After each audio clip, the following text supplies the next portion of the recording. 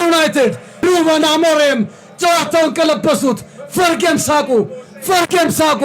ማንቸስተር ዩናይትድ በነራስመንስ ሆይሉን አይደለም በሃሪ ማጓየርና በኮቢ ሜይኖ ጎሎች አሸንፎ መውጣት ቻለ። ትልቅ ቡድን ትልቅ ነው። ይናወጣል እንጂ አይሰምጥም። ይሸነፋል እንጂ እጅ አይሰጥም። እየወደቀም ያፈራል፣ እየተሸነፈም ይፈራል። አበቃለት ሲባል እንደገና በድል ይጀምራል። ዋጋም የለው ሲባል ዋጋውን ጨምሮ ይመጣል። ታላቅ ቡድን ታላቅ ነው። ይንገዳገዳል እንጂ አይወድቅም። ይፈተን ይሆናል እንጂ ዙፋኑን አይለቅም። ዝቅ ያለ ቢመስልም ከላይ ነው። ተመራ ቢመስልም የተመራ ቢመስልም መሪ ነው። ማንቸስተር ዩናይትድም ዛሬ ያሳየን ይህኑ ነው። 2-0 ተም እየመራ እንደገና ጨዋታው ወደ 4-2 ተቀየረ።